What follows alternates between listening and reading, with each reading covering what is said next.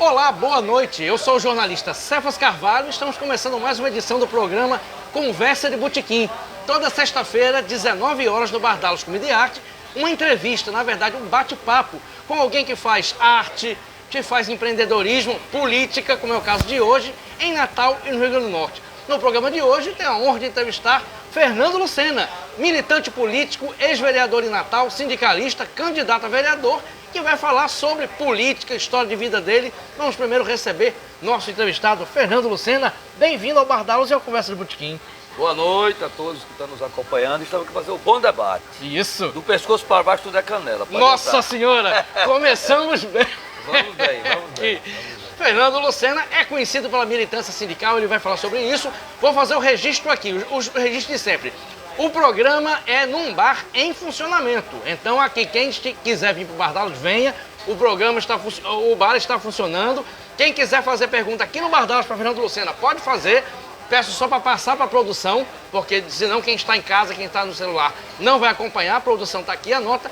E quem está assistindo pelo celular, smartphone, notebook, computador, é só comentar lá e fazer pergunta para o Fernando Lucena. Pelo que eu conheço dele, ele vai responder sem papa na língua, não é isso? Papas na língua, exatamente. O programa tem produção e filmagem de José Agno, Natália Chagas como assistente de produção em mídias sociais e temos um apoio logístico de Lula Belmont aqui no Bardalos, que hoje está lotado. Fernando, eu tenho um monte de coisa para perguntar, um monte de curiosidade. Eu conheço um pouco da sua vida. Salvo engano, o senhor nasceu na década de 50 em Campina Grande, o senhor é paraibano. O paraibano de Campina Grande, mas só nasci lá. Só nasceu. É. Foi para Caicó. Fui para Lucrécia. Lucrécia. Tromba do Elefante. Conta essa Era com história. camisa, só tinha casa de um lado. É? Camisa, é. Mas como é que foi essa história? Nascer na Paraíba e só nascer, vim para cá, o senhor de família, que teve outros políticos, a gente vai falar sobre isso depois. Mas como é que foi essa sua infância, Fernando? Veja bem, eu nasci em Campina Grande, meu pai era comunista, foi preso 52 vezes. Nossa. Era só dizer que viu um fascista para as brandas de casa, prendeu os comunistas, né? Nossa. Até que melhorou um pouco. mas aí teve a ditadura de Getúlio. Sim. Aí criaram a Escola Superior de Guerra, que na verdade aqui era um centro de terrorismo de direita. Nossa. Né? E passaram então a nova política da ditadura Vargas, passa a perseguir as famílias dos comunistas. Eles ficaram um pouco perseguir os comunistas, passaram a perseguir as famílias. Aí meu pai, temendo a perseguição à família, Sim. nos tirou de Campina Grande e trouxe para Lucrécia, aqui no Rio Grande do Norte, na Tromba do Elefante. Então nós viemos para cá, numa situação muito precária, cidade muito pobre, onde eu tive minha infância toda, né? Em Lucrécia. Em Lucrécia.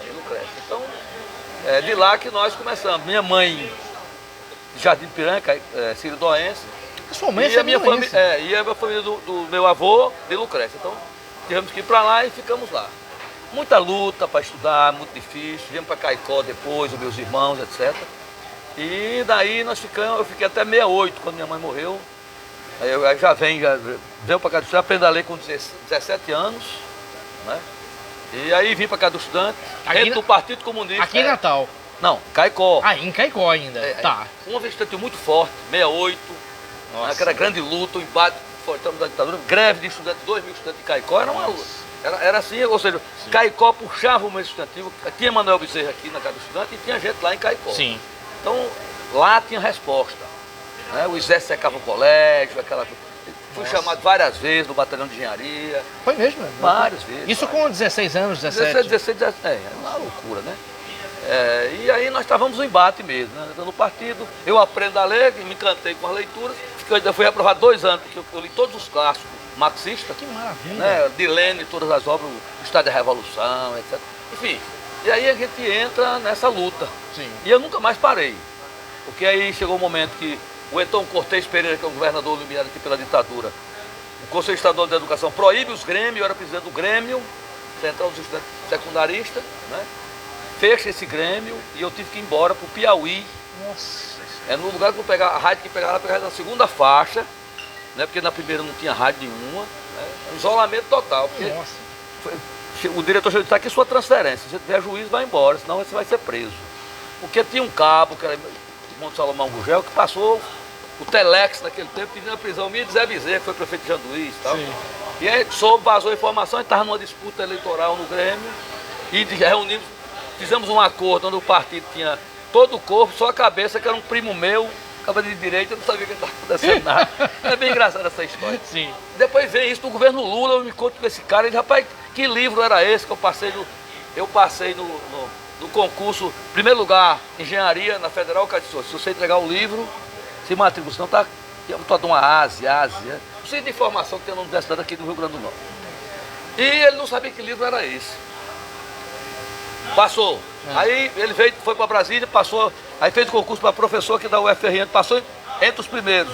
O cara já no fim da ditadura, e o livro? E o livro? Aí quando esse dia Lula vinha, 79, aí ele me encontra com ele já, Lucena, senta aqui, que diabo de livro é esse que eu acho que tem a ver quando eu assumi lá o Grêmio?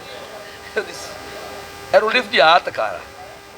Nesse livro de ata da União Estudantil Caicoense, sim, que vinha de lá de trás. No livro já estava todas as atas, o nome de todo mundo. Sim. Era pegar, era batom na cueca, exatamente, né? Queimamos o livro, fizemos entregamos outro livro para ele. E eu não sabia que esse livro constava tudo, né? A história toda. A ata era pegar todo mundo. Então, eu já era o livro, nós queimamos aquele livro. Cara. Eu entreguei para você tudo limpo, tudo em branco. Meu Deus. Ele sabia que o que ele estava fazendo, né? Uma direção partidária. E aí começa a militância política, eu vou, depois volto para Recife. Sim, do Piauí para Recife. Para Recife. Volto em 76, entro no PCB de novo. Isso. Houve a repressão violenta do governo Médici, nos anos 71. Eles mataram o pessoal da luta armada e depois partiram para cima do PCB, do PCdoB, para liquidar mesmo, né? Você já filiado, não, ao PCB? Já. Era um ato de coragem, né, Luciana? Se filiar ao PCB naquele período. PCB naquele tempo, eu tive as duas piores funções, mais perigosas que tinha no partido. Eu fui o pomo correio do partido, que era distribuir o jornal Voz Operária, que era o Comitê Central. Se fosse pego, você era morto da tortura. Depois eu fui ser o cara que arrecadava as finanças do partido. Eu fiquei no lugar de Zé Wilker, aquele ator da Globo. Sim.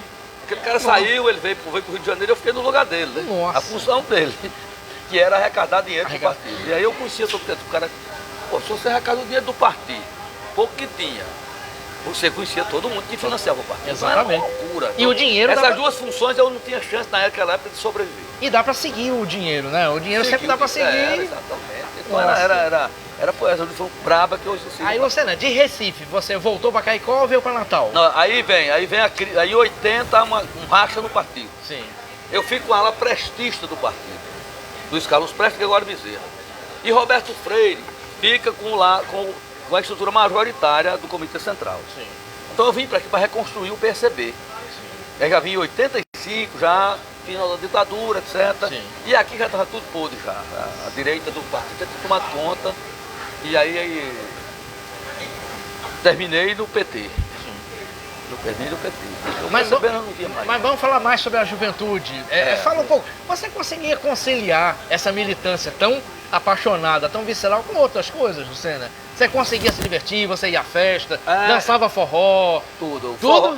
Não, você para ser nordestino, bom. Porque nós somos diferentes. Eu sou separatista. Quer dizer que eu sou separatista, não temos nada a ver com São Paulo, Rio. Pior ainda com Santa Catarina. Tem que separar também lá para os nazistas. Vamos lá por causa de cacete. Nós nordestinos temos que criar a República Popular do Nordeste. Pode vir para cá. O Nordeste é para trazer. É tudo ao vivo. O Nordeste Obrigado. é autossuficiente no que você quiser. Energia eólica. A maior concentração de energia eólica do mundo é no Rio Grande do Norte. Exatamente. Suficiente 2 vezes para o que nós produzimos. O que é que você quer mais? Na verdura, o melão, no petróleo, tudo nós somos autossuficientes. Então, nós, uma república de banana como é a brasileira, porque você manda, o Nordeste manda R$10 para a União, recebe 8. São Paulo manda 8 e recebe 12. Então, essa é uma república de banana, porque os senadores do Nordeste, juntando tudo, e não dá um. É uma porcaria os senadores do Nordeste. Porque simplesmente não se impõe que a bancada do Nordeste tem o quê? São 9 estados vezes 3. 21. Dava para fazer uma confusão grande. É quase um terço. Confusão grande. Mas o que acontece? É mais fácil juntar um saco de gato e cachorro do que juntar os senadores do Nordeste. É coronel, é não sei quem, é elite. Não tem nenhum interesse nisso. Aqueles suplentes que entram, né? O sino do vira-lata, que aqui ela é mais forte do que nas outras regiões. Então, é difícil para a gente ter uma melhora na situação. Nossa. Né? Mas mesmo assim, com toda essa dificuldade, mesmo assim, com toda essa discriminação, o nordestino, ele é mais... Eu sou fã do Nordeste. nós temos a melhor cultura, o frevo, Pernambuco, o forró, o Nordeste todo, né? Então a cultura popular, ela vive no Nordeste, ela tem uma raiz no Nordeste. Então, mas então, tem de bom, Mas então na sua juventude você curtiu isso no Nordeste? Nordeste? Rosério ia estar mais o dia no candeeiro. Candeeiro, aí sou do tempo do candeeiro ainda. Aquele candeeiro que eu tenho lá no forró, a gente tem lá no forró, o forró já começou. Nós temos 2 lá. Ele tinha uma camisa e tinha um bujão de gás. Você ligava aqui, estava um no lugar mais alto e outro mais embaixo. Era 2 candeeiros, aquele forró estava travado, na poeira mesmo. Aí qual era a bebida? Cinzano com cachaça. E a galinha, como dizia o Luiz Guarda, era a cerveja no pote. Não tinha gelo não. Era no pote, tava a cerveja dentro, ia lá, tirava a cerveja e você tomava. Nossa! Fica a fumar. Não, o copo você tava. Ele derramava você tipo, bem devagar, você tá ligeiro, ficava só isso aqui de cerveja e o resto era espuma, porque era quente. Era quente. Mas quente assim mesmo. O forró é bom, é por isso, você toma quente, frio, vai embora. Então, conciliando esse forró todo, conciliando essas festas com a militância. Aí vamos continuar a linha temporal. Aí em Natal você veio organizar o PCB. Isso. Aí acabou filiado ao PT. Isso. Aí como é que foi? Você filiou bem cedo ao PT, né? Foi, praticamente eu saí a fundação. do PT, 37 anos de PT. Pronto. Aí quando fala sobre a filiação. A filiação é o seguinte, você tinha as seguintes opções. A esquerda, eu sou stalinista, né, pra quem não sabe. Eu ia perguntar isso. Né? Eu sou stalinista porque eu acho que Stalin foi... Nós estamos... Há um avanço do neofascismo no mundo. Não é? Você que vai desde o Trump até o Bolsonaro aqui, essas 2 pragas, né? E o que é que nós vamos ter pela frente? Há um crescimento do neofascismo em toda a Europa e tudo. Sim. E você não vai ter um Stalin, você não vai ter um Xuxa, você não vai ter um Roosevelt, você não vai ter essas figuras que nós tivemos no passado. O que é que nós temos hoje? Né? Você vê a Palestina, assassinaram 42 mil pessoas, mais de 16 mil crianças, e nós temos uma ONU partidária, uma ONU fraca, tá certo? E aí você não tem um grande estadista. Você não tem um grande estadista, como Stalin foi. Nós estamos aqui graças ao Stalin. Quem ganhou a Segunda Guerra Mundial foi ele. Né? Então eu acho que nós temos que rememorizar, temos que compreender que a classe trabalhadora, ela é quem produz a riqueza. Sim. E nós temos que colocar. A coisa mais triste que eu vejo na minha vida é um pobre de direita. Isso é a coisa mais ridícula do mundo, é um pobre de direita. Que é exatamente o oposto do que nós pregamos. Nós pregamos saúde pública de qualidade, educação pública de qualidade, melhores condições de trabalho, salário justo, moradia popular. E os caras, é tudo contrário, e o pobre vai nessa querendo ser rico. Eles têm tudo da direita, mas não têm o dinheiro. Aí se lata. A minha teoria é a seguinte: galinha que acompanha pato, morre afogado. Então, é o pobre de direita, se lasca todo. Vai, Lucena, fala sobre como era o PT naquele tempo, que você se filiou. Olha, o PT ele é um partido de origem trotskista, por isso que ele não vai muito longe, ele nunca... Eu passei 37 anos, não participei de um curso de formação no PT. No PCB, na clandestinidade, eu fiz curso de oratória, eu fiz curso de agitação popular. Você fazia os cursos na clandestinidade. Você tem um partido legalizado como o PT e nunca fez isso. Então, é um partido que desorganiza ideologicamente as pessoas, entendeu? Por quê? Porque ele é uma mistura de trotskismo com sei lá com o quê, e aí isso não vai para frente. Mas ainda assim o senhor... Mas mesmo assim ainda é um grande... o senhor construiu a sua trajetória no PT. E quero deixar aqui o seguinte: o PT foi o grande partido. O que é que faltou? O PCB saiu das portas das fábricas e o PT foi. Sim. Então, o partido que era para ser da classe operária, que era o Partido Comunista, deixou o Roberto Freire de existir, e o PT ocupa esse espaço e ocupa bem. Eu não quero dizer com isso que o PT ainda é o maior partido desse país e é ainda a solução deste país. O Lula é um mal necessário para a direita. Para mim, não. Eu acho que, nesse momento, se o Lula for candidato, eu votei nele, trabalhei, vou trabalhar de novo. Porque nós estamos vivendo um momento, como eu acabei de colocar, essa tendência neofascista que acontece no mundo todo. No Brasil ela é muito forte. Essa gente estava toda adormecida. Vem a besta-feira do Bolsonaro, um maluco, né? Um vagabundo, família toda vagabunda, e fica usando aí o nome da família. Ele tem 3 famílias. E vem um setor evangélico também escroto, uns bispos, dono de rede de televisão, né? Vigarista de carteirinha. Você tem hoje o quê? Você tem uma quadrilha hoje. Você tem o Sandoval, do Chapeuzão, que vendia feijão para curar Covid, matou milhares de pessoas, não está na cadeia, era para estar na cadeia. Tem o dono da Record, o bispo dos Olhos Vermelhos, que é o bispo Macedo dos Olhos Vermelhos. Chico tem uma música dizendo, o bispo de Olhos Vermelhos. Tem o bispo Macedo de Olhos Vermelhos, ladrão, você tem... Aí você vai por aí. R.R. Soares, aí você tem uma quadrilha vendendo vendendo religião aí para enganar a população e levando esse povo todo para o neofascismo, pô. Neofascismo, nós estamos vivendo um momento muito difícil, né? Onde se prega a violência, a violência é só violência, tal. Uma conjuntura desfavorável. Portanto, eu acho que nós da esquerda temos que nos unir, PT, PSOL, os partidos que ainda podemos chamar de esquerda, apesar das alianças espúrias que a gente tem que fazer, eu digo que é sempre casamento de cavalo com barata. Você fazer uma aliança com o PP, você fazer uma aliança com a União Brasil, isso é casamento de cavalo com barata, não vai dar certo de jeito nenhum. Mas é o que tem. O Lula não governa sem isso. Né? Ninguém conseguiria Nós temos que governar. compreender isso, as pessoas não compreendem isso. Como o Lula é um grande estrategista, um grande estadista. Para mim eu voto no Lula, acho que o Lula está correto. E o PT é um grande partido. Tem suas dificuldades, que até a conjuntura leva ele a ter que fazer essas alianças, mas nós temos que compreender que eu quero justificar aqui o Stalin, que foi o grande líder da Segunda Guerra Mundial, que nós hoje não temos. Vamos falar mais de Stalin, que é um tema interessante, vamos falar mais sobre história, mas fala sobre o senhor no PT, foi militando e acabou sendo eleito vereador. Senhor, 3 mandatos. Como é que o senhor avalia hoje aquele, vamos falar do primeiro, o seu primeiro mandato vereador? Primeiro mandato de vereador, nós temos um vereador, as pessoas têm que votar, saber qual é o papel do vereador. Isso. Esse é o primeiro ponto. Pouca gente sabe, né? O papel de vereador não é se vender, como 90% faz, emprega a família, os amigos, né? Se envolve e passa a ser, em vez de ser vereador, passa a ser puxa saco de prefeito. Não é esse o papel do vereador. Não é. O papel do vereador é lutar, apresentar projeto de leis bons de interesse da população, né? E fiscalizar. Eu tive o privilégio de ser presidente da Comissão de Saúde por 10 anos. Chegar numa unidade básica de saúde, uma UPA e não ter soro. Uma UPA e não ter soro. Não ter antibiótico. Não ter analgésico. Não ter nada e a gente queimar, em média, 1,5 tonelada de remédio mês. Absurdo. Né? Sem ninguém ser fuzilado. O corrupto tem que ser fuzilado, não tem outra pena. A gente tem uma peninha deles, mas ele mata a criança, porque o diabetes pé da perna porque não tem a seringa. O diabetes pé da perna porque não tem a insulina. O idoso morre porque não tem um antibiótico. A criança morre porque não tem um antibiótico. E o corrupto deixando os bolsos de dinheiro. Que é isso? Aí vamos prender o bichinho? Vamos cuidar do bichinho? Não, isso é uma desgraça que tem que ser eliminada. Sem dó nem piedade. Porque um corrupto que rouba a saúde, ele prejudica milhares, ele mata milhares de pessoas. Então esse cara tem que ser uma punição, não ser. Eu dou sempre todo exemplo, é o seguinte. Essa semana eu tive que soltar uma mulher que está presa lá naquela... Eu quero denunciar aqui, ó. Alcaçuz é um inferno. Dona Fátima Bezerra, a senhora quer que há com a senhora? Está no mundo da lua? Manda investigar aquela porcaria daquela penitenciária lá, que os pobres lá, policial cospe na comida e dá para ele comer. O cara já foi punido, foi condenado pela justiça. O Estado tem a obrigação de cuidar dele, como ser humano.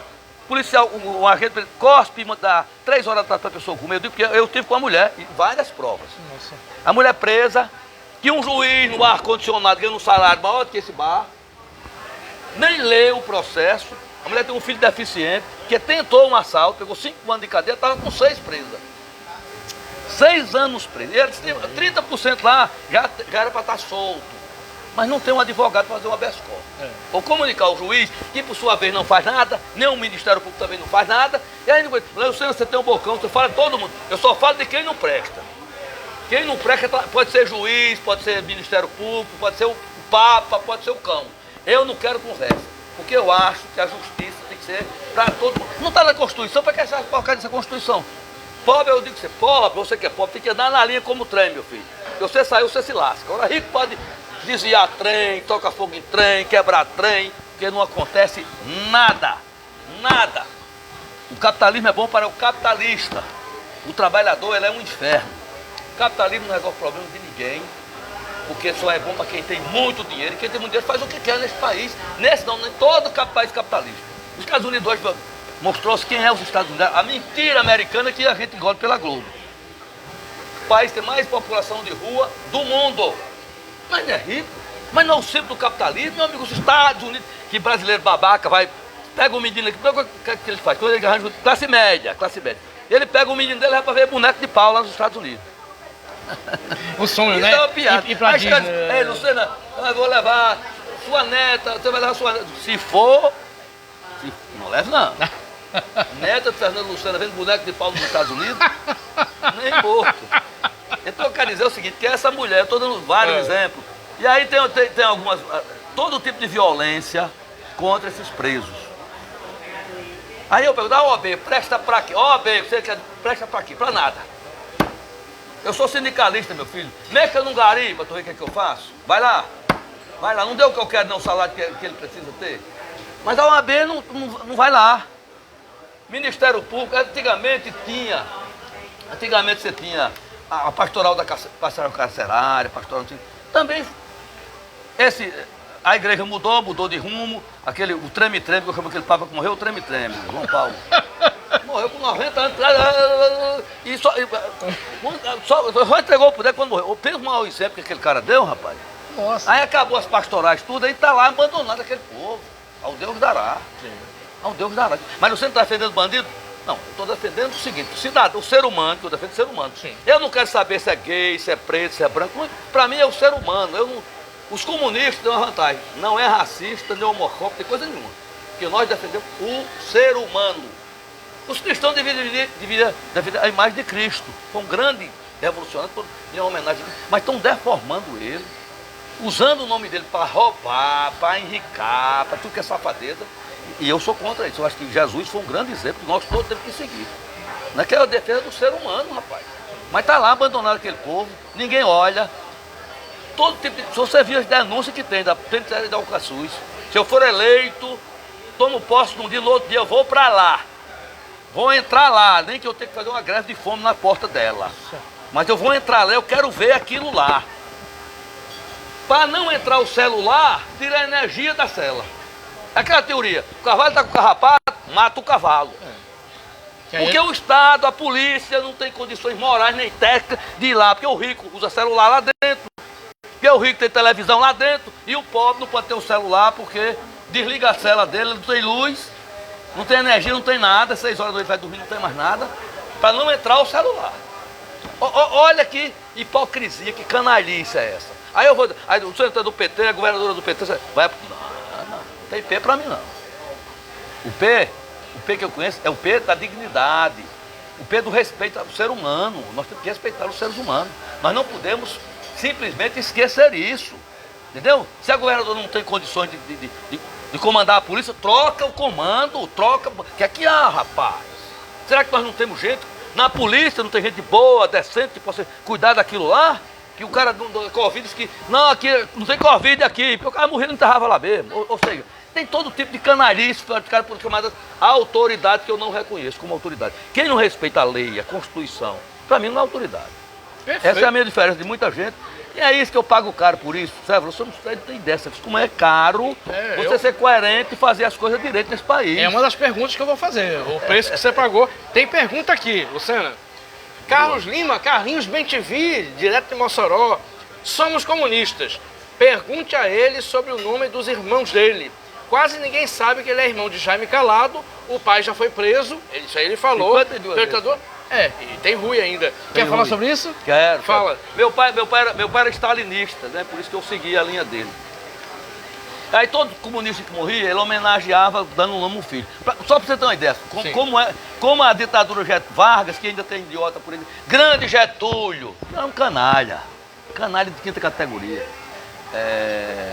O Getúlio, quando eu começo a história aqui contando para vocês, o que é que ele fazia. Então, qualquer dia prendia os comunistas. Sim. Aí, lá em casa, meu pai nunca foi assistir um parto da minha mãe. Ele estava preso. Todos os nossos irmãos que nasceram, meu pai estava preso. É mesmo? Todos, inclusive eu. São quantos irmãos? Total? 5.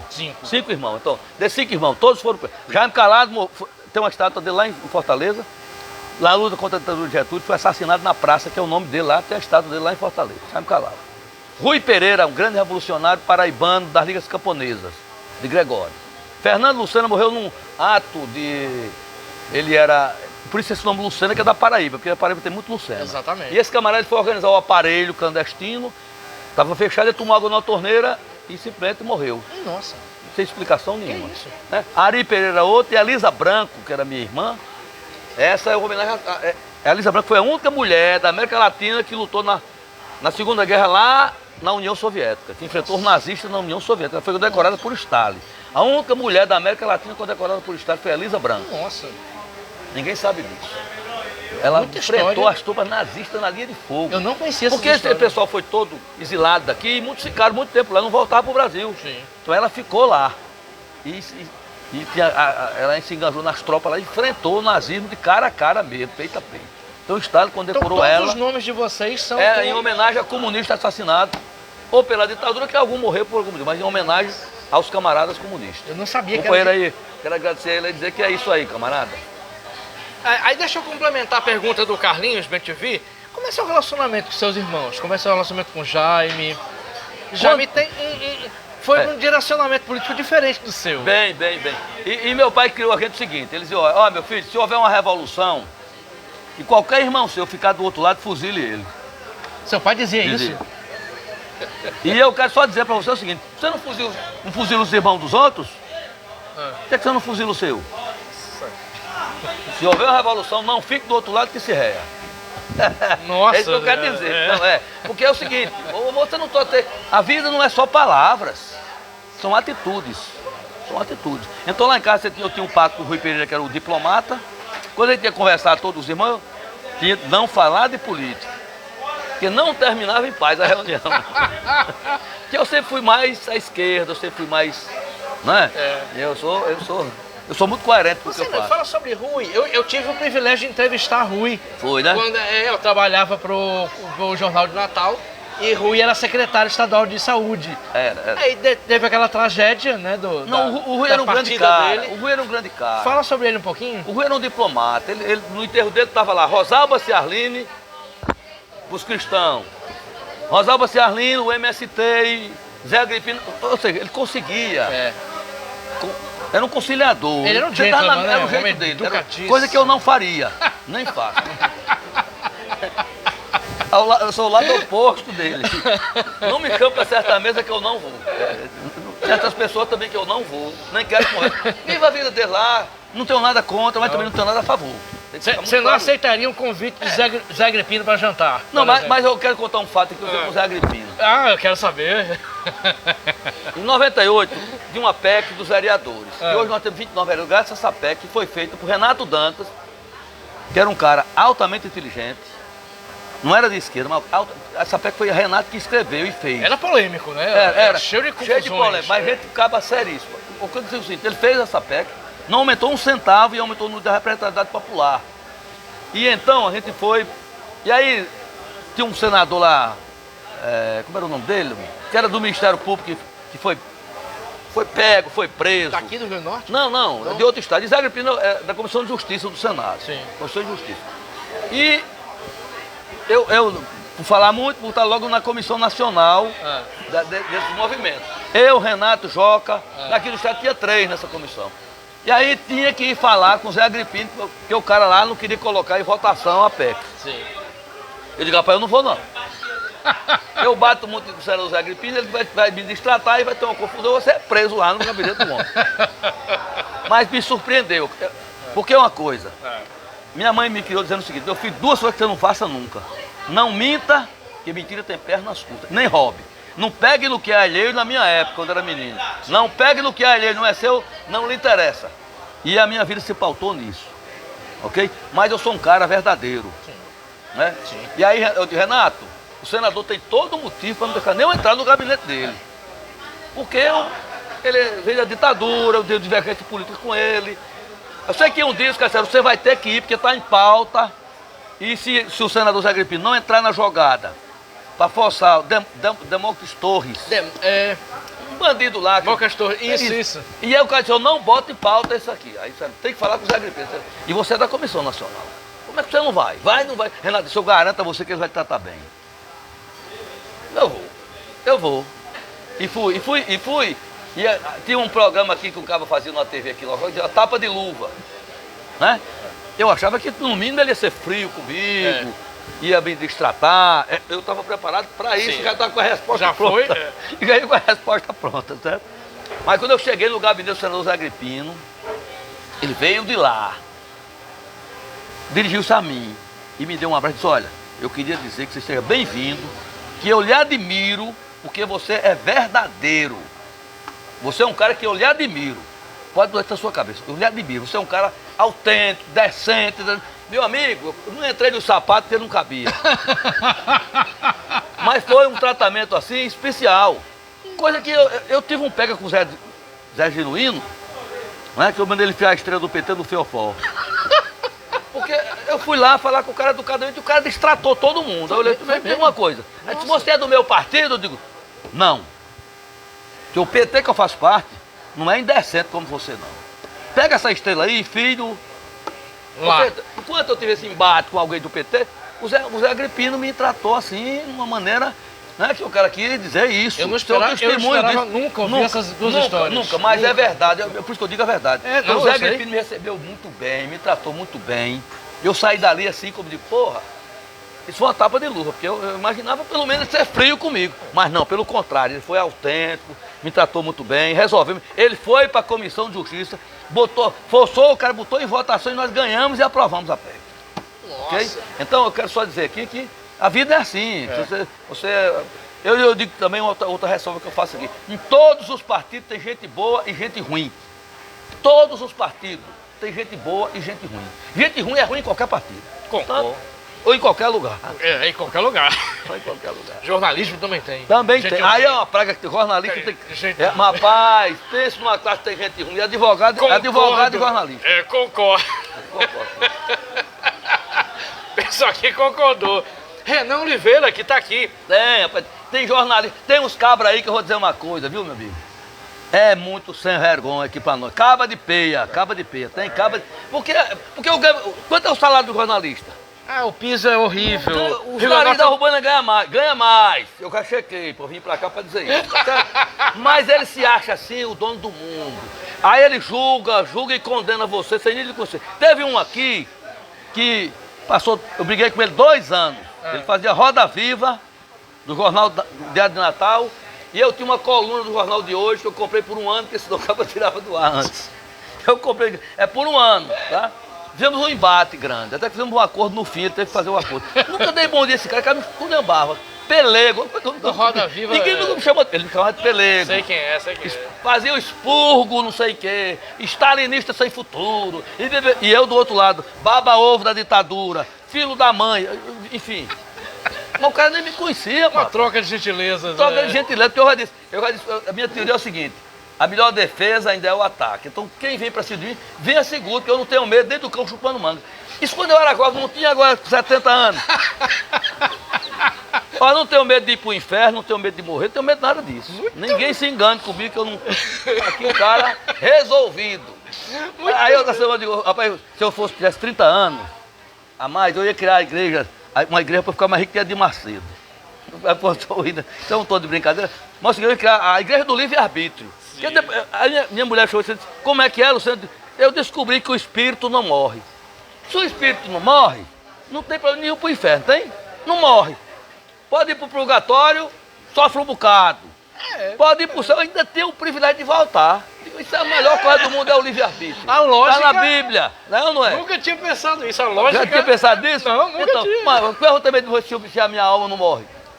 Stalinismo e teologia. Com Fernando Lucena.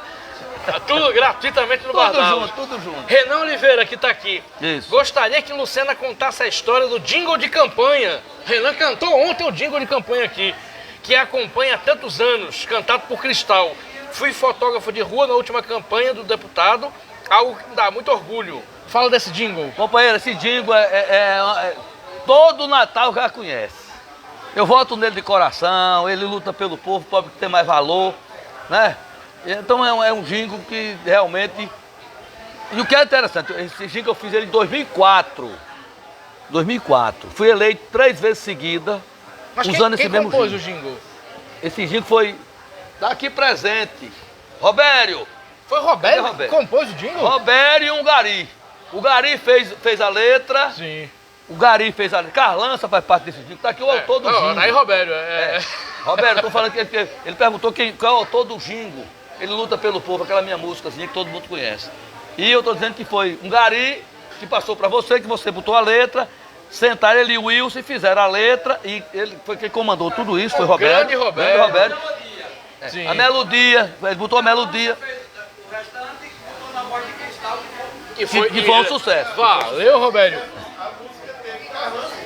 Carlança e Cristal. Carlança e Cristal. Que faziam shows aqui no começo em Carreira de Cristal. Exatamente. Cristal contou essa história nessa mesa, que ela começou com Carlança. Você canta? Você tem gogó pra cantar? Não, rapaz. Ah, Aí não, aí. Todos esperávamos que... Não, rapaz. É? Guardado Daqui a pouco a gente ouve aqui. aqui. Pode escutar aí. E tem a Aline Cavalcante. Fale um pouco sobre sua luta como sindicalista. Boa, Aline, era a próxima pergunta. Que luta tanto por moradia pelos menos favorecidos. Pronto, fala, sindicato, você é... Sindicato, quando eu cheguei na Urbana, Gari tomava café, e pegava uma lata de escola, que só tinha cerveja, um que existia de lata era escola. Ele fregava no calçamento, arrancava a tampinha e tomava um café com pão. É mesmo? Ganhava menos do que um calceteiro da Sumov. Ganhava menos do que um salário mínimo. Primeira greve que eu fiz, Garibaldi prefeito, foi para ele ganhar o salário mínimo.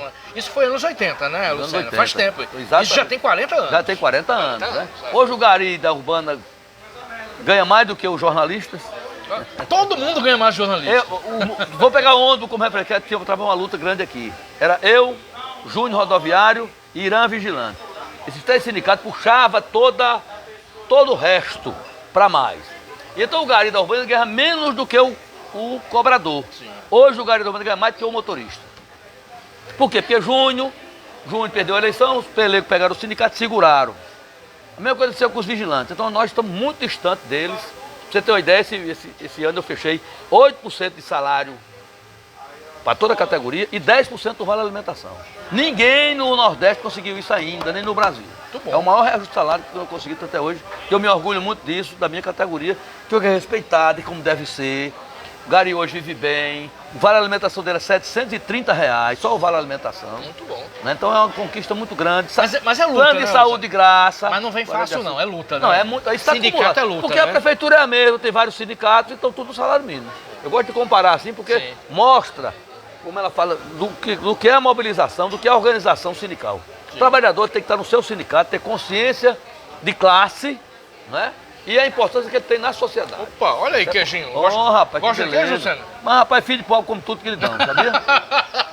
Eu aprendi isso, velho. Filho de pobre come tudo que lhe dão. E eu não vou seguir... rapaz... O queijo aqui é gostoso. Vou fazer uma propaganda, mandar fazer uma propaganda do forró lá, do Bardalo, porque o negócio aqui é bom. Olha aí, tem esse queijinho aqui. E toda a simpatia de Lula Belmont. Pois é, inclusive dizer para o seguinte, que nós, o mês passado, ganhamos da Globo no horário das 6. Opa, vamos falar sobre isso, sobre a TV Futuro. Andréa Braz, que está aqui, revisora e escritora.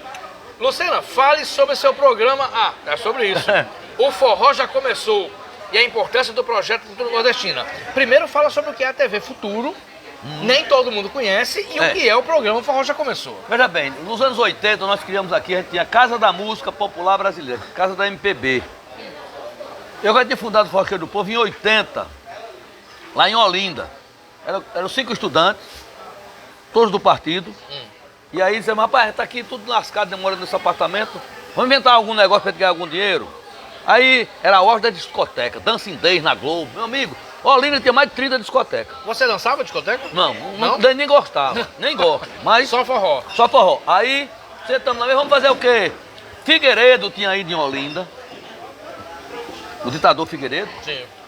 Aí perguntaram pra ele, Figueiredo, você gosta muito de cavalo. Você gosta do cheiro de cavalo? Ele disse, gosto mais do que do cheiro do povo. Exatamente. Eu gosto mais do cheiro de cavalo do que cheiro do povo. É mais ou menos esse ditador de pé de barro que a gente teve, né? E que vamos ter aí, quase tinha um aí, se não fosse o Poder Judiciário hoje, a gente estaria Bolsonaro rinchando como jumento sem mãe por aí, era o que ia acontecer. Então o que acontece? Aí vamos botar, eu digo, vamos botar um forró. Qual é o nome de cheiro do povo? Isso foi um sucesso. O LP do Luiz você contava por R$1 na feira. Ninguém valorizava. E isso revolucionou de um jeito que aí surgiu em todo o Brasil esse movimento de forró. O Luiz Gonzaga foi pro pico. Aí Gonzaguinha surge, faz aquele Vida de Viajante. Isso. Nós chegamos a estar aí, meu irmão Rui Pereira criou a Casa dos Festejos em Recife, para 8 mil pessoas, e quando Gonzaguinha e Gonzagão estavam lá, tinha mais gente fora do que dentro, querendo entrar. Entendeu? E aí foi um sucesso absoluto. Eu venho do forró, desde quando eu dançava forró, lá em Jardim de Piranha, lá em Petrolina, né? Que eu admiro a cultura popular. Sim. Cultura popular que vem embolador de coco, o aboiador, o cordel. O cordel é uma maravilha. A casa do cordel é uma maravilha, era para estar muito mais, né? Mais apoio, etc. Mas o cordel, o aboiador, o boi de rei, tudo isso é cultura nossa. Está sendo sufocada e destruída pela grande mídia, pela Globo. Uma e suas... pena, né? É uma pena que as FMs, essas concessões. Eu encontrei um dono de televisão e disse, mas rapaz, você está metendo pau no forró lá, nas FMs? Eu disse, não metendo pau não. Eu estou só cobrando que vocês que tocam Elvis Presley, nem não toca Luiz Gonzaga. Você quer que eu me sinta como? Como um nordestino, como um brasileiro? Pendure Elvis Presley no pescoço e vá para casa de cacete com ele. O que é que eu tenho a ver com Elvis Presley, meu amigo? Hein? O que é que a gente tem a ver com isso, rapaz? Cara, você liga numa FM dessa aí, parece que está nos Estados Unidos. Não sabe nem que o imbecil está cantando, é um imbecil ouvindo e outro cantando. Pra mim é isso. E o dono da rádio é outro. Mas não é não. As elites. Ali não é. Ninguém acontece, nada de graça. Ali é inteligência. Isso não é nada de outra graça. coisa. É a música de consumo, né, que eles fazem. Você vê a zoada, que não é música, e você chega numa favela, no lugar mais pobre que tem, tá lá as crianças ouvindo aquelas porcaria, tá certo? E aí é realmente uma decadência total da rádio, da música, dessa coisa toda. Então nós temos que ter resistência. Como somos de resistência, nós criamos o forró. Começamos 40 mil TVs ligadas. Quando eu fui sair no último dia, aí foi a deusa do forró. Aí pegamos o que tinha de melhor do forró e fizemos um showzão. E nós batemos o recorde. Nós ganhamos da Globo. Ganhamos da Globo no horário. Então isso é uma vitória muito grande pra gente, porque a audiência foi lá pra cima. As pessoas começam a participar disso, né? E o forró é um sucesso. Eu não ando na rua sem ninguém me abordar sobre o forró. Isso é muito bom. E quem quiser assistir, como é que 14, faz? Nem todos os domingos, a partir das 6 da noite. Não sou das 18, não, sou das 6. Das 6 das 8, de 6 às 8, ao vivo. Quem quiser ir tomar uma caninha lá tem. Olha como é bom o forró. Se alguém discorda de mim aqui, diga logo, eu se calo para sempre. Forró, cachaça, forró e mulher. Tem coisa melhor no mundo? Se tem alguém que acha, eu sinto muito, mas essa é a minha opinião, que eu não vou abrir mão nem fazer autocrítica sobre isso. E olha que eu estou com 70 e alguma coisa. Hein, canal 14.1. Você vai Ponta Negra, Record, então passamos tudo. Opa, coisa boa. Nós ganhamos desse aí diário, aí nem se fala. Nós estamos disputando com a Globo, com o Hulk. Não é Hulk mais não, né? Não, o Hulk, o tal do Hulk. Um babaca aí que fala umas besteiradas aí na Globo. Então nós estamos simplesmente ganhando dele. Eu empatando com ele, por aí vai. Que maravilha. Isso. Uma munganga de gente. Só tem valor para esse povo imbecil. Luciana, tem comentário aqui e pergunta. Bora. José Praxedes Ferreira. Esse é meu amigo e me representa. Olha aí, companheiro. Olha aí, valeu, Praxedes. Continua acompanhando aqui. E o mesmo José Praxedes continua. Meu vereador, pequeno grande homem. Vamos trabalhar, vamos lutar juntos rumo à nossa vitória. Valeu. Lúcia Lopes, muito legal.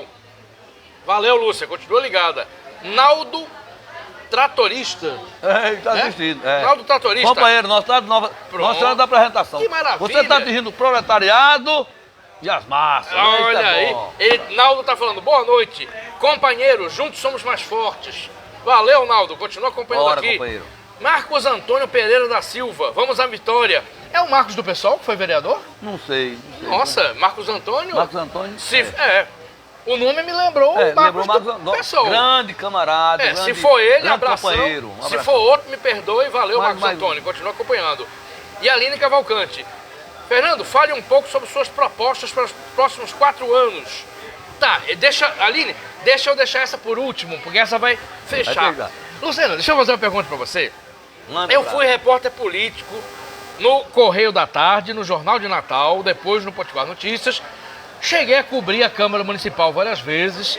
Entre os jornalistas políticos, suas brigas na Câmara Municipal são célebres. teve umas Eu tirei brigas... do ar uma vez a TV. Pronto. Arranquei os filhos, tirei do ar. Você vai me lembrar demais. Eu lembro de uma, a sua com Haroldo Alves, que um chamou o outro de vagabundo, vocês combinaram se encontrar para brigar lá fora. Como é que foi essa história, Lucena? Não, é o seguinte, havia uma discussão sobre a representação dos sindicatos, ter pessoas liberadas pela prefeitura. Eu tinha uma posição... Foi por causa de Paulo Guedes, não? Não, ele sempre defendeu o bandido, né? E continua defendendo. certo. Porque quem defende o Rogério Marinho, aí é pra estar tudo... Quem defende e ele também na cadeia, mas nesse país, né, rico, ir pra cadeia, vai uma obra, tu vai. Aí, mas eu não contei a história da Americana, rapaz. Ah, então conta, vamos Eu tava lá naquela... Deixa eu voltar, pra quem tava acompanhando. Essa senhora que eu soltei, que a gente tá quando soltar lá de Alcaçuz, ela pegou 5 anos, tava com 6 presa, porque tentou um assalto. Sim. E a dona que roubou a Americana, lojas americanas, todo mundo conhece lojas americanas aqui, né? Você já comprou lá. Ela e um cara roubaram 31 bi. 31 bi. E aí, prenda a mulher, não prenda a mulher. Aí disseram assim, tem um acordo, ela vai se entregar. Chegou no aeroporto de Guarulhos, e a Polícia Federal foi lá, dona. Aí, botaram uma tornozeleira eletrônica na mulher. Isso é o fim, é a decadência moral e ética do Poder Judiciário brasileiro, dessa parte aí de dar cobertura a bandido. Sim. Tem um lado bom do Xandão, tem um lado... Né? Mas também tem esse tipo de gente, porque isso aqui foi o desembargador, que tornozelinha para a mulher que roubou 31 bilhões e não acontece nada, cara. E uma mulher que tentou um assalto, tem um filho deficiente, que a lei disse que ela podia estar presa. Então, isso é para me dizer, você aí, pobre de direita, vá ler alguma coisa. Quando eu aprendi a ler, eu disse aqui, eu aprendi a ler com 17 anos. Aprendi a ler, aí fui ler. Aí fui reprovado 2 anos seguidos por falta, porque eu ficava lendo o dia todo. Eu parava para comer, para ler, para eu saber das coisas. Eu me encantei com a leitura. Mas eu fui ler o lado bom da leitura. Não é verdade? Sim. Mas é um pobre que não sabe cobrir só o mal com a quenga. Fica pensando que é rico. Compra um carro velho. Parcelado, financiado. A visão brasileira é o seguinte. Eu estou a pé. Compro a bicicleta, quero passar por cima do carro que está a pé. O da moto quer passar por cima do carro da bicicleta. E o do carro quer passar por cima de todos. Então essa é a teoria que nós temos que está errada, meu amigo. É consciência de classe, você tem que lutar. Uma moradia popular, você não tem casa não, paga o aluguel, alguma conta que ninguém nunca paga.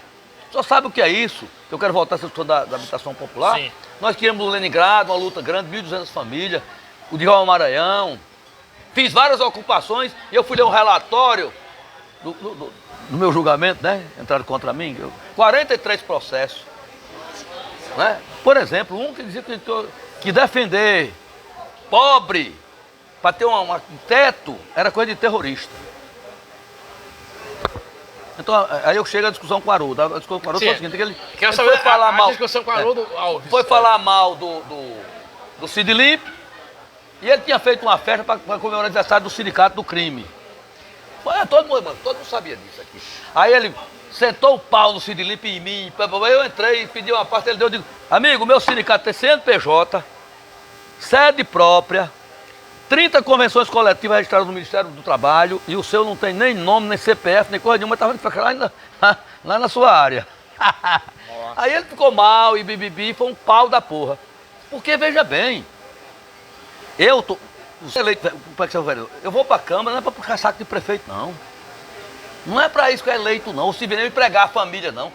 Eu, já encarado prefeito de São Gonçalo, por 8 anos, eu nunca entrei na prefeitura de São Gonçalo. Nem vou entrar. É mesmo? Porque toda família tem um filho desempregado. Aí, esse arrumadinho, porque eu sou irmão, vou botar um filho meu lá que nunca foi lá também. Isso é canalice. Eu não faço. Nunca tive um cargo do governo Lula. Nunca tive um cargo do governo Dilma. Nem tenho atualmente, nem quero. Porque não é assim que se faz política. Não é assim que se faz política. Eu não vou, ninguém pegar nessa munheca aqui não. Porque o Lucena é o que é. E vou ser assim. Quando tiver pobre, eu vou ter assim. Certo. Miséria, fome. Tem que conversa, não. Perfeito. Estamos aqui com o Fernando Lucena, sempre visceral. Eu acompanho desde que comecei na jornalismo político. Lucena, você chegou a brigar com o Luiz Almir? Teve briga com o Luiz Almir? Não, porque o Luiz Almir tem uma mania de dizer que só tem ladrão do rabo fino. O ladrão do rabo fino.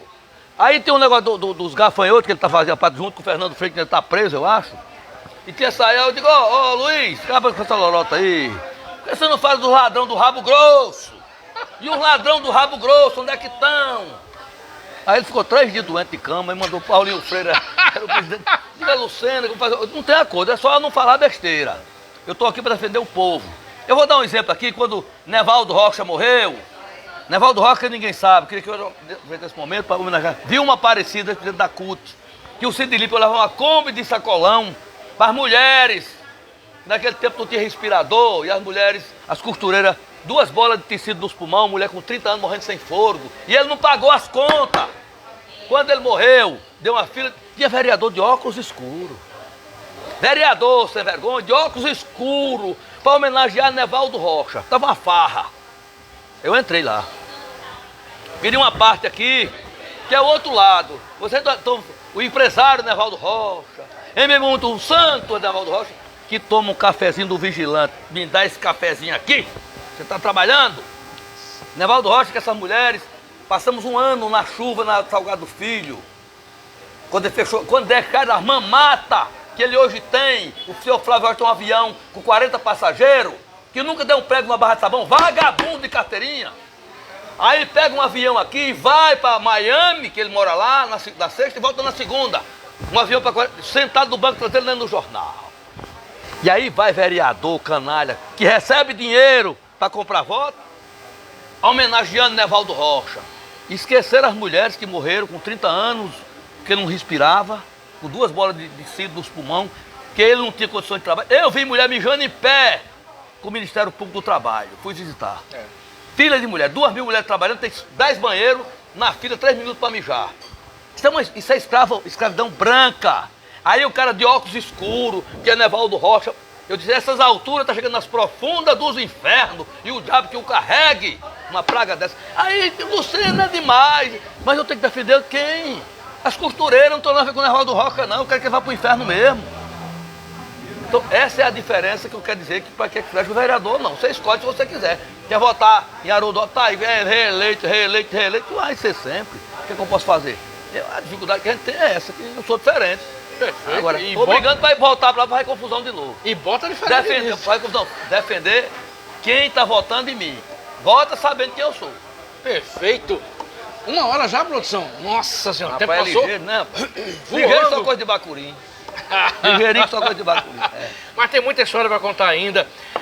Lucena, alguma história emocionante ou engraçada que você viveu na Câmara, né? Com 3 mandatos? Teve alguma coisa que lhe surpreendeu, que fez você rir muito, se divertir? Fala um pouquinho sobre histórias engraçadas na Câmara. Conta algumas delas. Júlio Protásio era o líder do governo.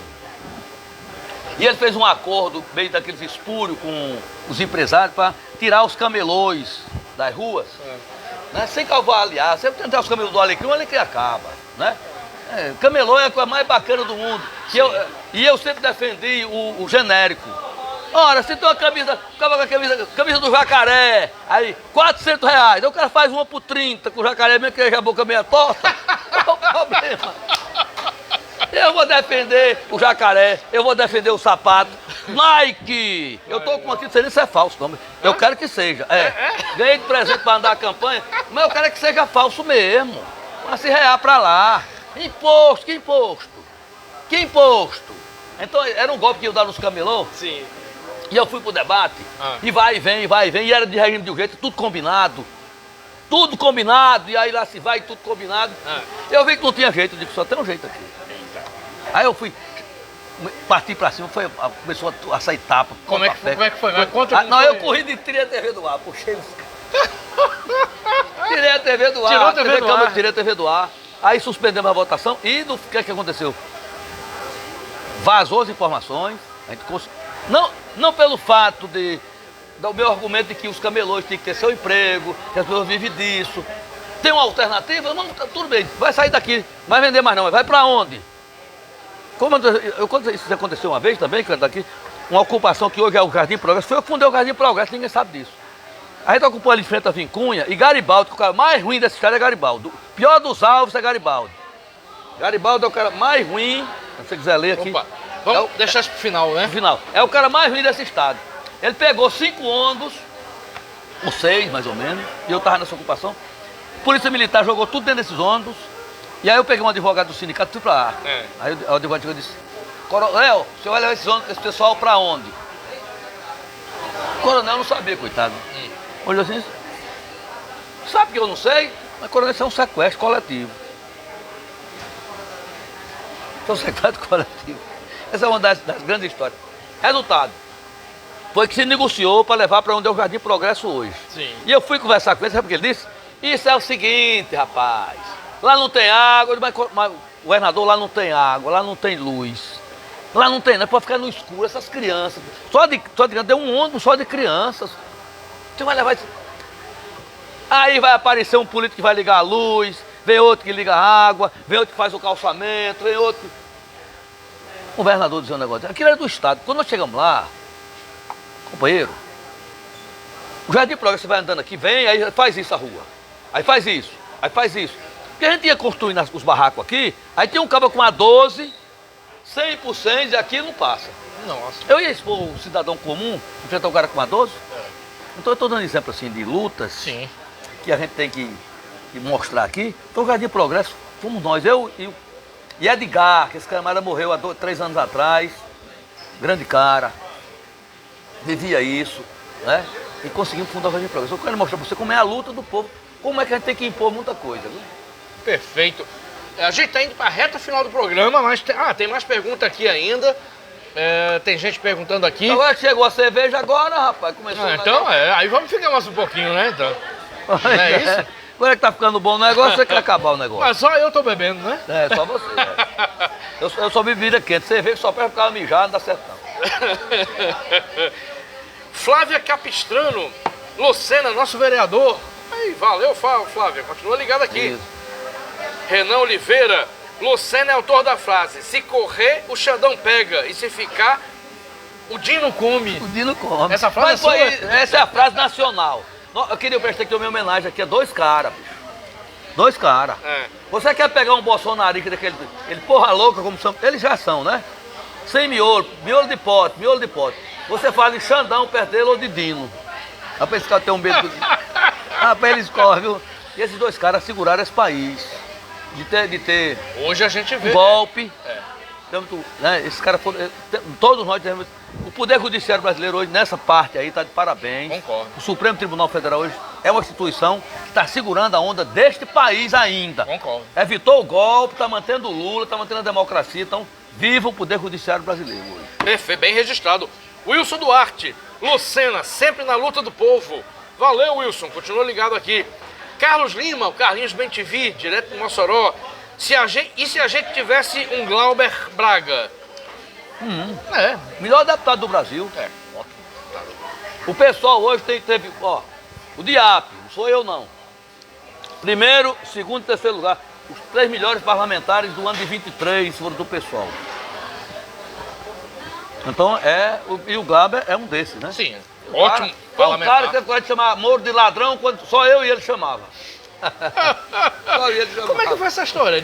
Eu lembro que o senhor criticou duramente tanto Bolsonaro como Moro, numa época que nem todo político de esquerda Super Moro. criticava. Fizeram um boneco de plástico, lembra não? Como é que foi? Super Moro, não, mas eu sabia. Porque o Moro, a gente tem que ler. Para me fazer uma crítica com o cara, eu só faço com prova. Sim. Esse processo que eu respondi, eu tirei tudo de letra, porque eu só fiz com prova. Sim. Se você quiser ladrão, pode mandar uma chamada, porque eu tenho prova. Sim. Não acuso ninguém sem prova. O Banestado era um banco paulista, certo? Deram um calote de bilionário do povo paulista. Sim. E aí ia pegar um monte de ladrão graúdo. E o Sérgio Moro tinha entrado no poder, era recém-formado. E topou arquivar esse processo. Ninguém sabe por quantos bilhões. Né? E nunca aconteceu nada com esse dinheiro do Banestado. Ninguém recebeu, acionista não recebeu. Quem tinha conta corrente perdeu tudo. Calote assim, bilionário, como das americanas, mais ou menos. Então o Moro ele já era um marginal antes de chegar onde chegou. Entendeu? Sim. Todo mundo sabia que era parcial. Como é que o apartamento era do Lula e foi leiloado? O senhor falou, rapaz, passou 2.000 processos na frente. Qual é a ética disso? Qual é a decência que tem nisso? E o que é pior, esse marginal chamado Sérgio Moro, tem muitos estados que tem juiz. Aqui tem uma juíza aqui que segue ele. Gente, o Satanás tem seguidor, qual o problema? É a minha comparação. Tem gente, o Satanás tem seguidor. Se tem, seguir Sérgio Moro, seguir Bolsonaro, essa é coisa do Satanás. Lucena, a gente já tá pronto, são 1 hora aí, quanto tempo? 15, mas tem mais tempo ainda, né? Opa, 1h10, tem mais tempo ainda. Lucena, na Câmara, nos 3 mandatos, que foram exercícios de forma visceral e intensa, como eu presenciei, qual foi surpresa sua, positiva, negativa? Teve companheiro de esquerda que você se decepcionou? Teve vereador de direita que, a exemplo de Agripino, lhe tratava bem? Quais foram as suas surpresas e decepções na Câmara? Olha, veja bem, o pessoal da esquerda eu não tenho nada contra, pelo contrário. E até o pessoal de centro, né, democratas. Porque é o seguinte, eu visto a camisa. Eu sou de uma instituição, como a Câmara, você tem que defender a instituição. Sim. E muitas vezes você segura muita coisa. Como é que eu estou falando mal do negócio? Se estiver errado, é claro que eu denuncio. Eu denunciei um vereador, foi presidente da Câmara. Quer falar sobre isso também? Não, eu vou dar um exemplo. Tá. Vou dar um exemplo. Gabinete do vereador Fernando Lucena. Eu peguei a nota fiscal, tinha feita de aço inox escovado, R$250. Não estava no meu gabinete, tinha uma de plástico. Peguei a nota, fui lá onde o cara faz placa. Quando você me faz uma placa dessa aqui, essa inox escovado eu faço por R$100. Então ele já tinha superfaturado em 150%. E a de plástico que estava no meu gabinete era R$27, então 1000%. Aí a mulher dele se elegeu vereador e chegou e disse, eu estou aqui em nome de Jesus, porque todo... Oh, rapaz, para moralizar esta casa, a senhora me concede uma parte? Concedo. Essa é uma parte engraçada. Eu quero que a senhora venha aqui porque eu estou aqui fazendo isso. Corrupção, denunciando corrupção, no poder, a saúde, né? O Hospital do Coração que tem 30 leitos SUS e não está na regulação e o caba morre de infarto, porque vai para a filha do Valfredo, passa 6 meses aí morre. E a senhora vem para reforçar isso, para a gente evitar que presidente da Câmara, deixe de dizer que faz colocando placa de aço escovado, e não que você bota de plástico e fatura em 1000%. Nossa. A mulher saiu do rabo entre as pernas e olha, nunca mais falou. Essas coisas assim que são as contradições da vida. Como eu digo a você, não minta, porque a mentira tem pernas curtas. Não, você se desmoraliza. Lucena foi pro programa, fez 1h30 e mentiu. Diga que eu menti. Diga que eu menti. Eu não minto nem para ganhar dinheiro. E agora que eu passei do 70, já tem dinheiro para ir pro inferno ou pro céu. Não sei. Estou aqui para qualquer coisa. Só não tenho medo de nenhum dos dois. Eu devo ir pro céu, que eu não fiz mal a ninguém. Só fiz mal a quem não presta. Então vai de justiça, é justo, né? Aí se entende, né, com Deus. Mas né? eu dou um jeito lá com ele. Me viro. O Wilson Duarte. Pergunte a Lucena se ele sabe onde anda a Comissão de Saúde na Câmara Municipal. Uma boa pergunta. Porque a gente era manchete, inclusive nacional. Eu descobri, Sérgio, um cemitério de ambulâncias. Cemitério de ambulâncias. 14 ambulâncias com 2 anos de uso. Entrou lá para aquela lanterna que piscava, queimou as lâmpadas e depenaram. Todas depenadas. Sem motor, sem caixa de marca, sem banco, só a carcaça. Saiu no jornal do SBT, saiu no jornal Hoje. Sim. Tá certo? Mandei pro Ministério Público, foto, relatório, que eu fazia o relatório e mandava pra lá. Até hoje não deu em nada. Aí um pobre rouba um pneu de carro, vai para Alcaçuz. São essas coisas que eu acho que é para isso que o político ele tem que ter compromisso com quem vota nele. Isso é um cheque em branco. Comissão de Saúde, chegar ali na UPA, no centro de distribuição de remédios, ter 12 tonéis de remédios vencidos para ser incinerado. Enquanto uma criança está morrendo lá na unidade básica de saúde porque não tem um remédio, o mesmo remédio. É horrível. Comprar. Eu cheguei nesse centro de distribuição de remédios, aí a médica disse, vereador, vem cá, olha aqui, nós consumimos hoje, 2020, 1.500 vidros de amoxicilina. Todo mundo quer chegar amoxicilina, é um antibiótico, dependendo da dosagem, ele vai de 250 mil que cura desde uma gripe forte a uma pneumonia. É o básico, é a penicilina básica. Aí compramos 30 mil. Compramos 30 mil vidros. Eu digo, mas isso não é muito bom? Comprar 30 mil vidros? Só, Luciana, que vence em 3 meses. Ou seja, 90% desse remédio vai ser incinerado. Amigo, isso é um crime contra a humanidade. Claro. Não é contra 10, 12 pessoas, não é contra a humanidade. Contra a humanidade. Isso, você manda e dá em nada. O Hospital Rui Pereira foi para 2 anos de aluguel ele fechado. É correto? Não. Deu em quê? Em nada.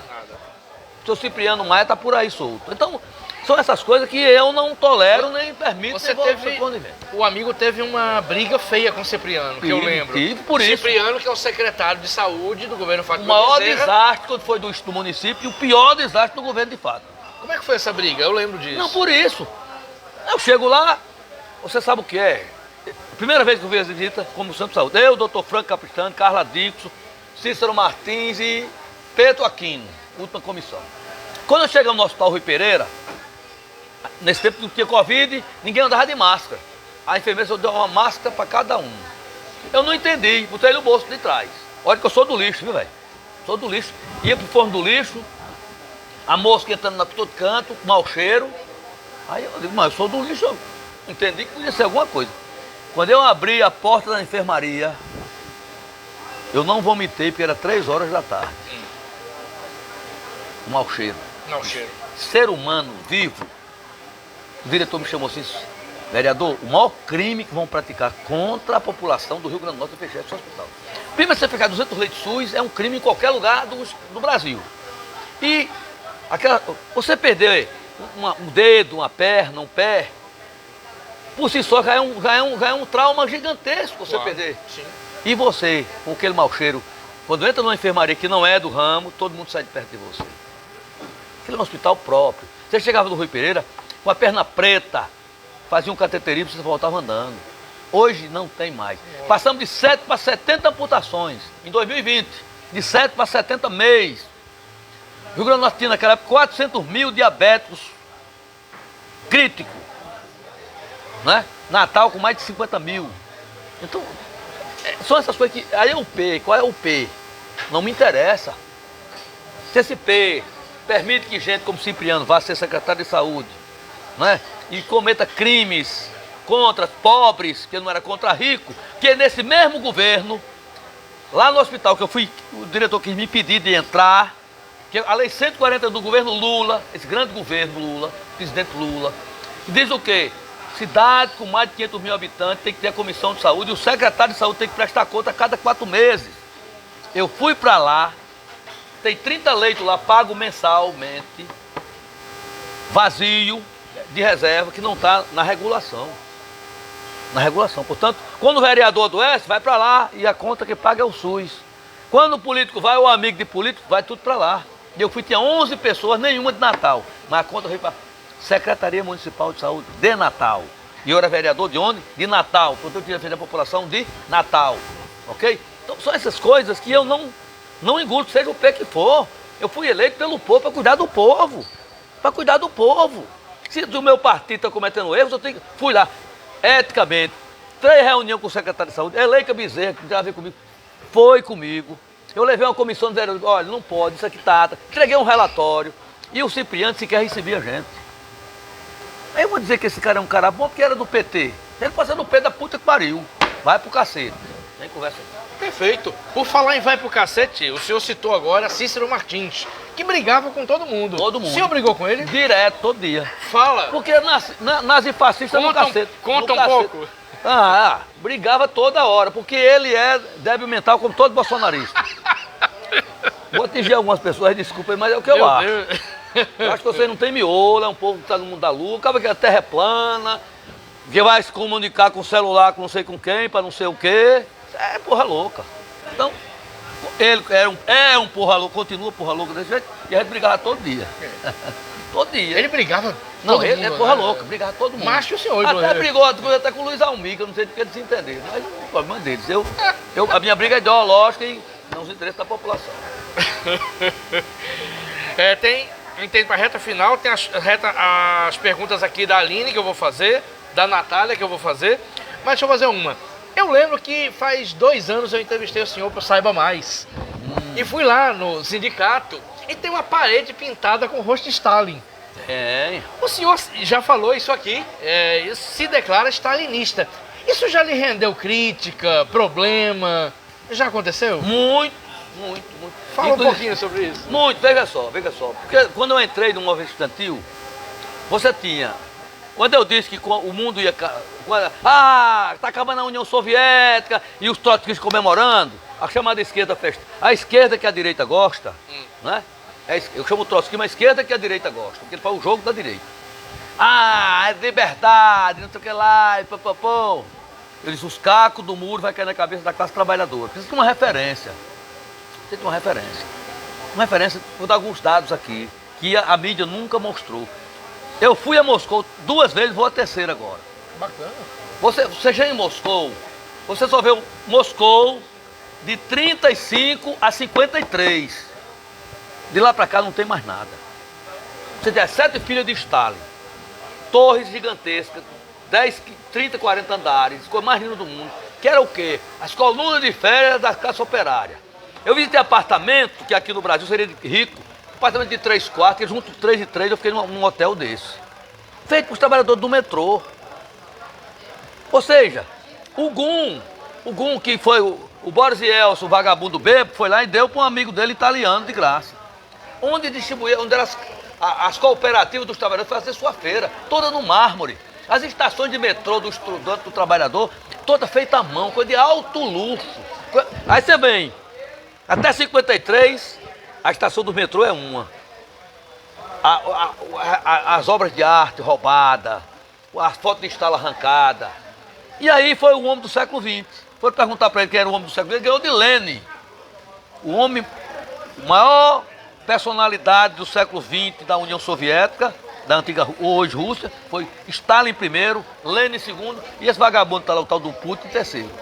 Mas o povo soviético sabe o que. Eu fui lá, a placa lá, que eu não sei ler. Eu sou nordestino, nem português eu gosto muito, eu sou nordestinês. E eu não sei ler porra nenhuma dessa coisa toda. E aí a gente bota no retrato lá, tira. Eu fui a Leningrado. Sim. Aí tá lá a placa zona de bronze, gigantesca assim. Ainda estamos esperando por você. Nossa. Porque Hitler, quando chegou a 30 km de Moscou, ligou para Leningrado e disse, olha, vou almoçar aí nesse restaurante que é famoso. Tá lá até hoje. Nossa. Aí os caras puseram a placa. Ainda estamos esperando, ele não chegou lá. Nossa. Então, isso orgulha, sabe que aquilo é os trabalhadores, camarada. Estação do metrô que eu entrei, eu fui onde Stalin despachava, eu sentei na cadeira dele. O cara me permitiu, o coronel lá, que é o cara, tudo vestido do modelo antigo soviético. Acho que ele viu a sua cara de emoção. De emoção. Né? A bomba atômica lá, onde só 2 apertam, eu tirei foto, eu tenho essas fotos. Enfim, você vê que foi aquele cara que se preocupava com os trabalhadores. Ele dizia, o último Lada, 53 o modelo. O último liquidificador, 53 o modelo. Ou seja, e ele dizia, se a mulher americana tem a máquina de lavar, a mulher russa tem que ter. A mulher do operário tem que ter. Essa é a minha visão, por que não? Aqui no Brasil tem uma crise que as dandocas não querem andar no avião com a empregada doméstica, porque eu estou usando o meu mesmo perfume. Mas é para usar sim, não é que produz a riqueza? Quem é que produz aí? Quem é que fabrica o carro? É o rico? É os donos da GM? É esse vagabundo do Musk que tem por aí? Vagabundo nunca... Pai assassino lá na África do Sul.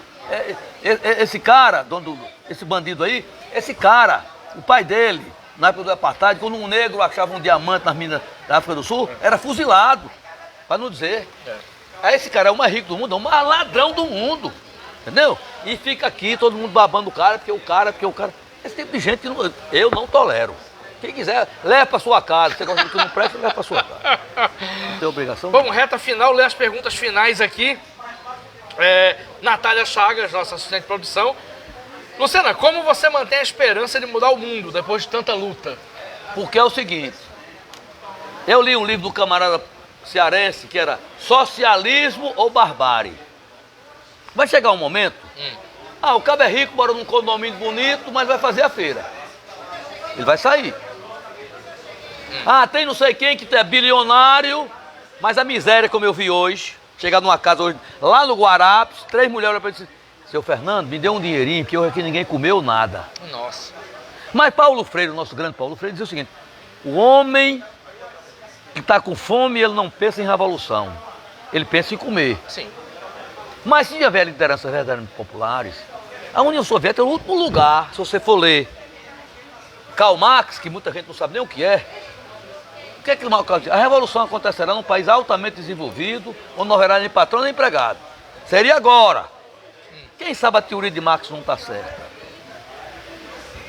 E aí, a gente vai virar o jogo.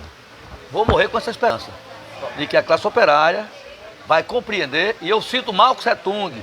Eu cito só os meus, quem quiser que cita os dele. Ah, disseram, maior rebuliço do mundo, Delfim Neto morreu. Eu digo, o diabo que eu carregue. Não tem nada a ver com isso.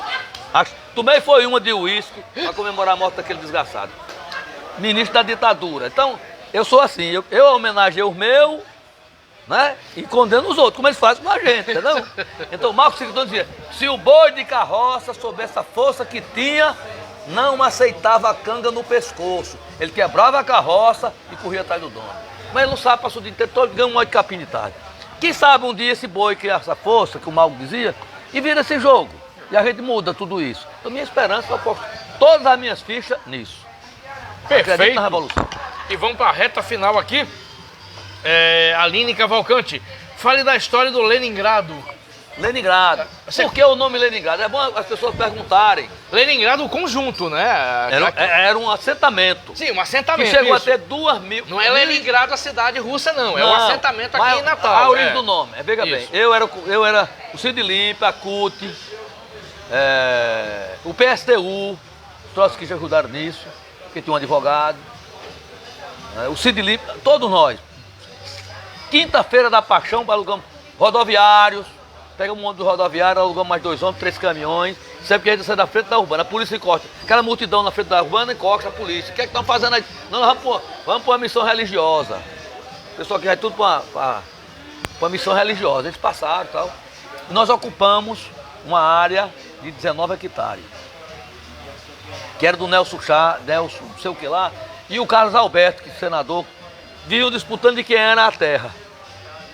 Significa dizer que não tinha posse nenhum nem outro. Então, já que estão brigando, vamos ocupar. Ocupamos, estudado mesmo, e ocupamos. Bem, isso foi um sacrifício danado. Você ter 1.200 famílias, tem que estar. A gente garantiu o almoço. Café e da manhã. O centro, o espiritismo, eu dou valor. O pessoal espírita é um pessoal seríssimo. Centro espírita, Adolfo Bezerra Menezes, dava o café da manhã para essa povo todinho. Que bom. E quando foi para a gente dividir os lotes, eu coloquei, aí chegou um pastor, olha, eu queria um terreno aqui para colocar a igreja. Quantos crentes tem no meio? Tantos. A igreja católica chegou um padre, sabido, padre pastor, sabido. Também quero, tudo bem. Aí chegamos para o centro. Quem estava lá com a gente, dando comida para esse povo, café da manhã todos os dias, era o Adolfo Bezerra de Menezes. Então vamos dar um para os crentes. Vamos dar um para a igreja católica. Vamos dar um centro espírita. Que eles não. Não queremos. Nós não temos nada aqui com nenhum interesse. Nossa. Nós não precisamos.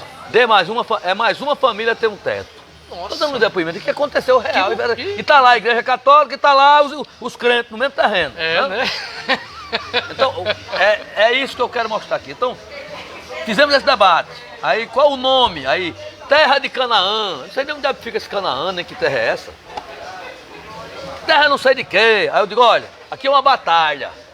Aí teve as 3 propostas, eu propus Leningrado. A resistência de Leningrado.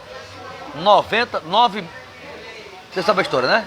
A história de Leningrado. Resistiram, cercado por 2 anos e meio pelos nazistas e resistiram e ganharam a guerra.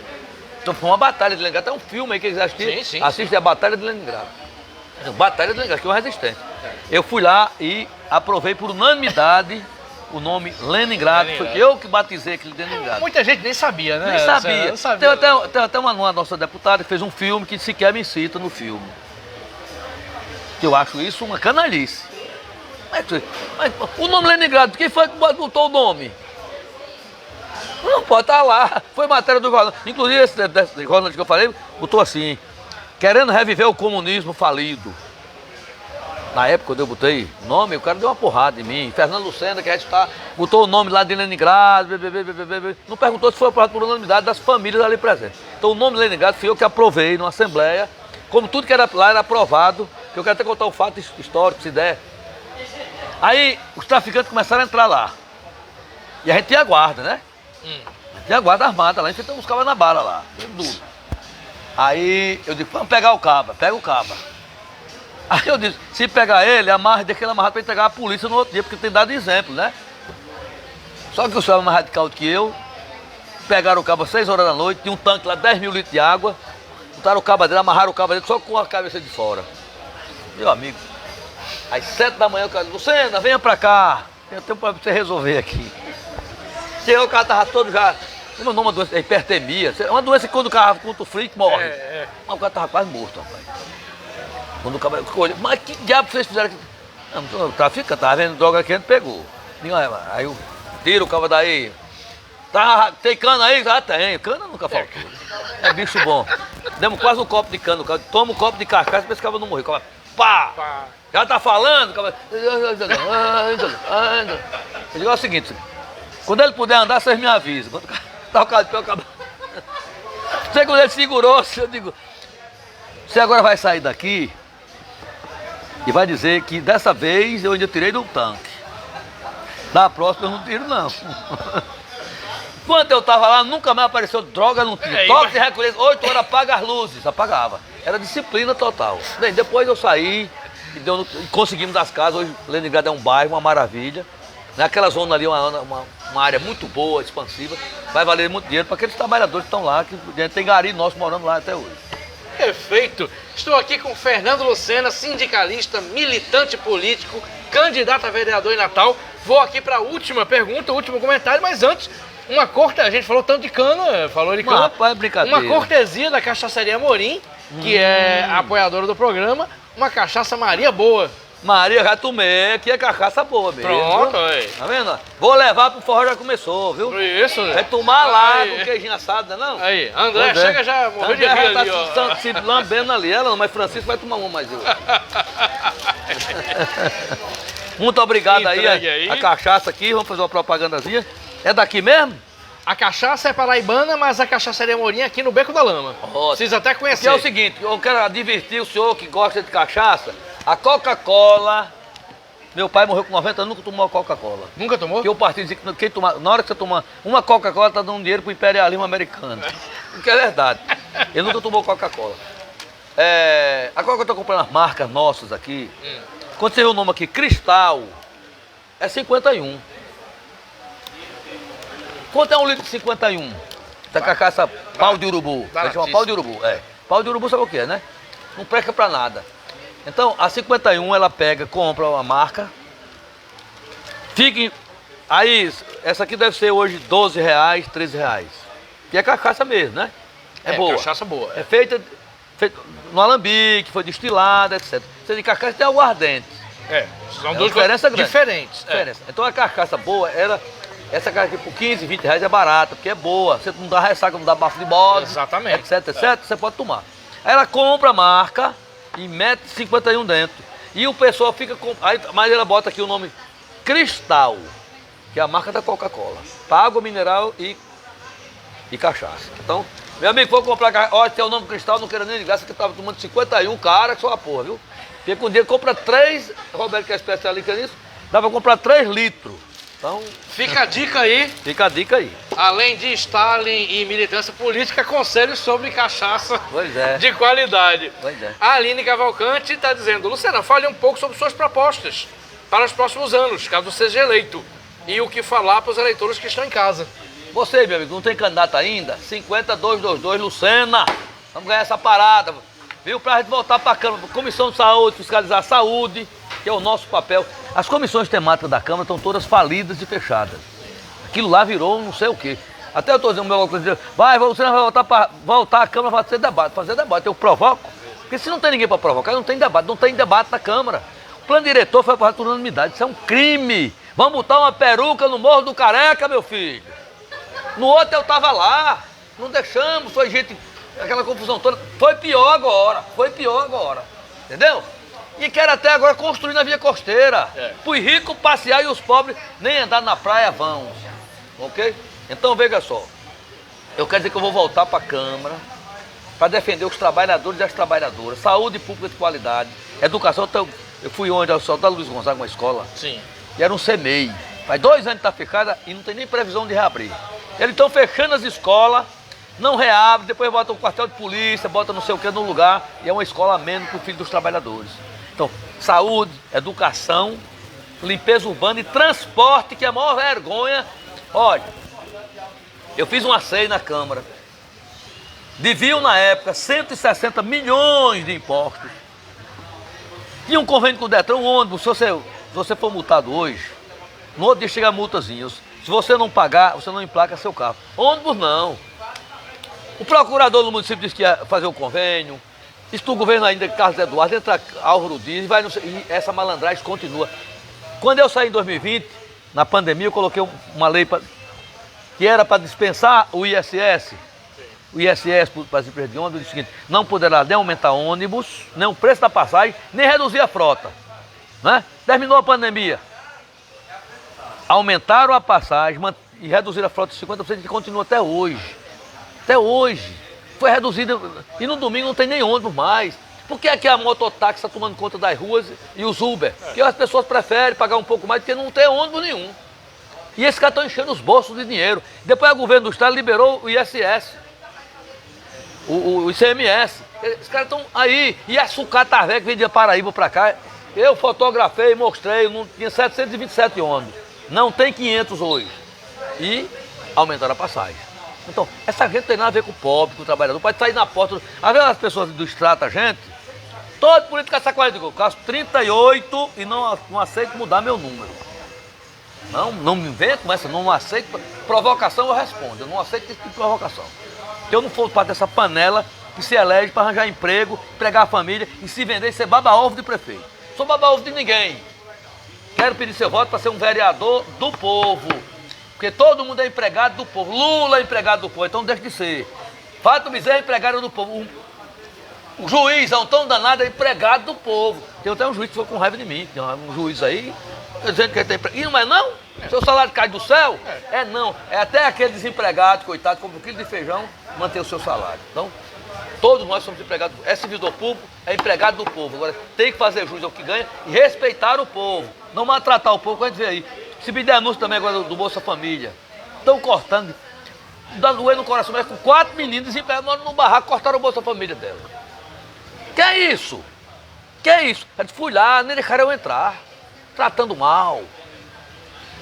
Isso aí tinha que ter fiscalização da Câmara. Sim, é o papel do vereador. Exatamente. Como eu fiz muito bem. Isso. E leis boas que eu coloquei, Governo Zumbi dos Palmares, lei da garantia. Que é a lei da garantia? Constrói uma escola, ela cai com 2 anos, a empresa que tem que reconstruir de graça. Quantas vezes aconteceu isso? Quantas vezes o calçamento que é feito, a água leva, o buraco que você tapa e ele arromba, para fazer de graça, está lá na lei. A lei do idoso, o velho de bengala, tirei, hoje é idoso. Mas eu lhe pergunto, eu tenho 72 anos, estou aqui, trabalho 14 horas por dia. O que é que eu tenho de velho? Só a carcaça, porque o espírito é de jovem, estou aqui para ir para a luta e vamos em frente. Perfeito! Recebi o material aqui, mas muito que tem no material, o Fernando já falou aqui, então já fica tudo respondido. Conversei aqui 1h30, isso, produção? Agrio, Estouramos, meia hora. Conversa boa demais. Com o Fernando Lucena, militante, representante sindical e candidato a vereador, uma conversa maravilhosa, uma salva de palmas para Fernando Lucena. Agradecer a Fernando, obrigado pela sinceridade, obrigado, visceralidade e ótima entrevista. E continue ligado, toda sexta-feira, 19 horas no Bar da Escola de Arte, conversa de botequim. Até o próximo. Olha, tomar uma cachaçinha, viu, meu amigo? Toda boa. É de lamber os beijos essa daqui. Valeu.